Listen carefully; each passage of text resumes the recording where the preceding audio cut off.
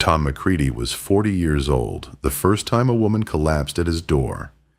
He'd been mending the windmill when he saw her horse stumble near his fence line. The rider pitched forward, then sideways, hitting the dry Texas earth like a sack of grain. By the time he reached her, the bay mare was foaming at the mouth, and the woman lay still as death in her torn city dress. Victoria Sterling. That's what the papers in her saddlebag said. But papers could lie, and Tom had learned not to trust much in this world except the sunrise and his cattle. What he couldn't have known was that pulling her unconscious body into his cabin would change everything. That her presence would awaken parts of himself he'd buried so deep he'd forgotten they existed, that a man could live 40 years without truly understanding hunger until it looked back at him through green eyes filled with secrets. If you're following along from somewhere out there in the world, let us know in the comments where you're reading from. We love hearing from fellow Western story lovers. The question that would haunt him for days wasn't whether she'd live or die. It was simpler and more dangerous than that. What happens when a man who's never known a woman's touch finds himself alone with one who needs saving? She woke with a gasp that cut through the cabin's silence like a blade. Tom froze at his stove, coffee pot halfway to his mouth. In 36 hours of her unconsciousness, he'd grown used to the soft rhythm of her breathing. The sudden absence of it made his chest tight. "Easy," he said, not turning around. His voice came out rougher than intended. "You're safe." Victoria Sterling sat up slowly, her dark hair falling across shoulders that the torn dress barely covered. Tom caught the movement in his peripheral vision and fixed his gaze firmly on the coffee pot. "Where am I?" Her voice carried the cultured tones of Chicago money, but underneath lay something raw. Fear, maybe, or desperation. Broken Creek Ranch, Texas. He poured 2 cups, hands steadier than his pulse. "Found you unconscious? Your horse didn't make it." The silence stretched long enough for him to risk a glance over his shoulder. She was studying his cabin with the calculating eyes of someone who'd learned to assess exits quickly. Her dress had torn further when she'd fallen, revealing the curve of her collarbone and the shadow between her breasts. Tom's mouth went dry. "You've been taking care of me." It wasn't a question. Her fingers touched the clean bandage on her forehead, then moved to where someone had clearly helped her out of dust-caked outer garments. Heat crawled up Tom's neck. You had a fever. I only did what was necessary." The look she gave him then was strange, part relief, part something else he couldn't name. "You're not what I expected." "What's that supposed to mean?" Victoria swung her legs over the side of his narrow bed, and Tom caught a glimpse of silk undergarments and pale skin before he spun back to face the wall. His coffee cup rattled against its saucer. "Most men would have." She let the words hang. "You really don't know, do you?" "Know what?" She was quiet so long, he finally turned around. She sat with perfect posture, despite her disheveled state, watching him with an expression that mixed pity with something dangerously close to fascination. "How old are you, Mr. McCready?" 40, come November." The admission tasted strange in his mouth. "And you've lived here alone? How long?" "Since my mother passed. 5 years now." Victoria's lips parted slightly. Tom found himself staring at their shape, wondering what they might taste like, then jerking his gaze away in shame. "Mr. McCready," she said carefully, "have you ever been with a woman?" The coffee cup slipped from his fingers and shattered against the floor. Brown liquid spread across the planks while Tom stared at the mess, his face burning with mortification. He knelt to gather the pieces, grateful for an excuse not to meet her eyes. My mother, she was protective, said women would only bring trouble. Oh, you poor man.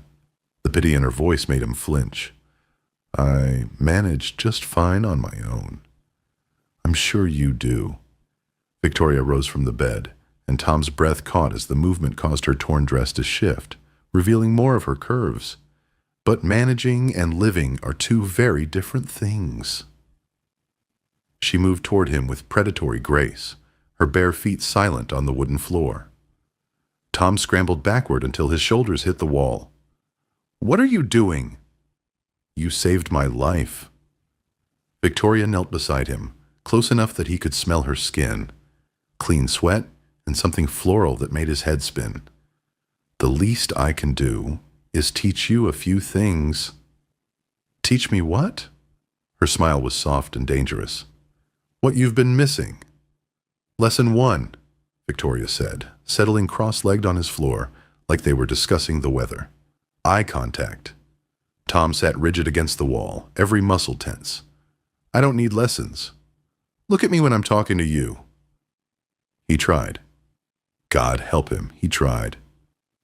But every time his gaze met hers, it seemed to drift downward to where her dress gaped open, to the swell of her breasts rising and falling with each breath. The shame of it made him sick. Stop that, Victoria said sharply. Stop what? Looking at me like you're committing a sin. She leaned forward, and Tom caught a glimpse of lace before forcing his eyes to the ceiling. Desire isn't something to be ashamed of, Mr. McCready. It's human. My mother said, Your mother is dead. The bluntness of it hit him like a physical blow. Victoria's expression softened. I'm sorry. That was cruel. But she's gone, and you're still here, still alive. Don't you want to know what that means? Over the next 3 days, she taught him things that had nothing to do with desire and everything to do with it. How to hold a conversation without staring at his boots. How to read the signals women sent with their eyes, their posture, their hands. How to stand close enough to catch her scent without crowding. You're learning, she said, on the 4th morning, accepting the coffee he offered without their fingers accidentally brushing. He'd finally mastered that particular torture. But you're still holding back. Tom sat across from her at his small table, noting how the morning light turned her hair to silk. Holding back from what? From asking the questions you really want answered. Heat prickled along his spine. I don't know what you mean. Victoria leaned back in her chair, the motion causing her borrowed shirt, his shirt, to pull tight across her chest. Tom's knuckles went white around his coffee cup. Why did I really stop here, Tom? The use of his first name sent electricity through him. I figured you were running from something. Someone? Her voice went flat. My brother Marcus. He's been using me as cover for his embezzlement schemes, and now that everything's falling apart, he needs me to disappear permanently. He wants to kill you? Eventually. First, he'll try to convince everyone I'm the real criminal, that I seduced investors, stole their money, broke their hearts. Victoria's laugh held no humor. The irony is, I wouldn't know how to seduce a man if my life depended on it. Tom set down his cup carefully. I find that hard to believe. Do you? She tilted her head, studying him. What would you do if I tried to seduce you right now? The question hung between them like a loaded gun. Tom's pulse hammered so loud he was sure she could hear it. I'd probably make a fool of myself.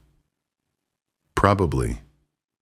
Victoria rose from her chair and moved around the table toward him. But that's not what I asked.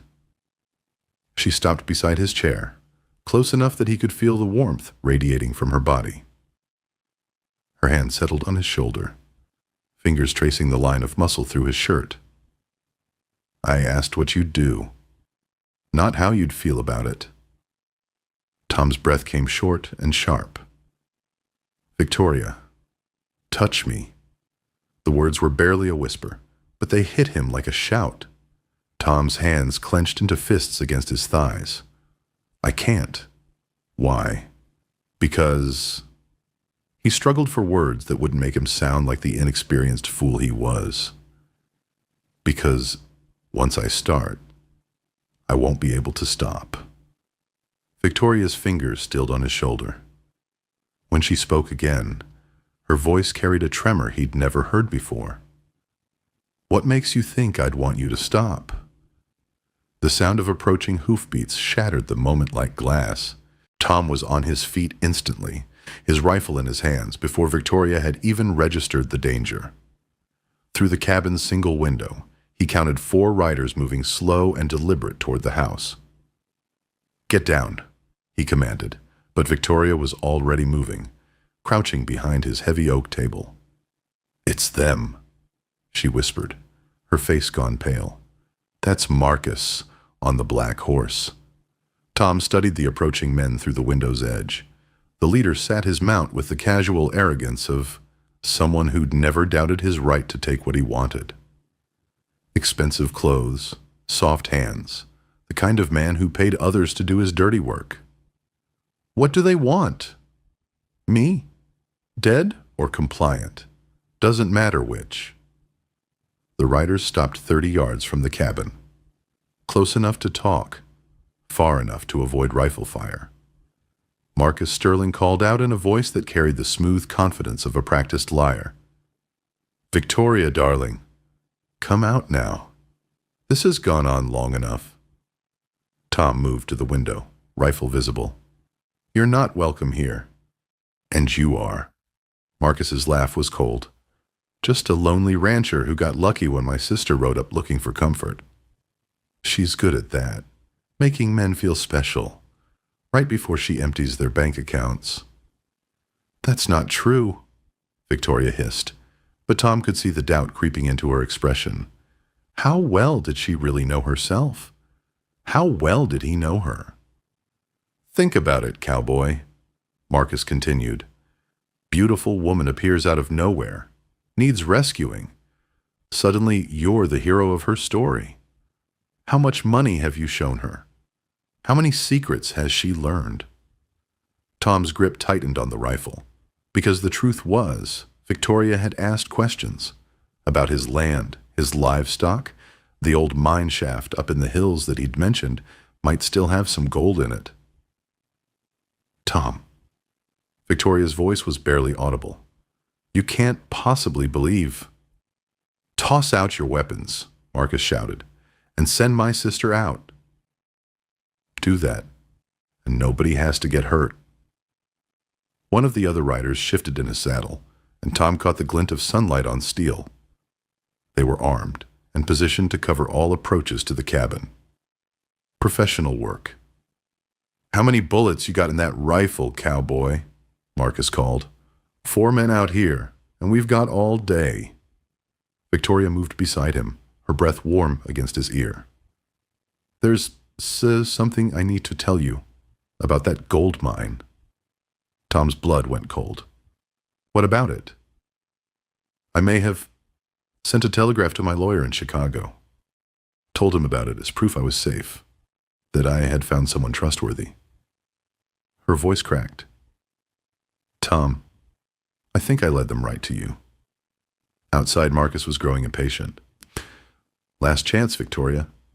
Come out now, or we come in shooting."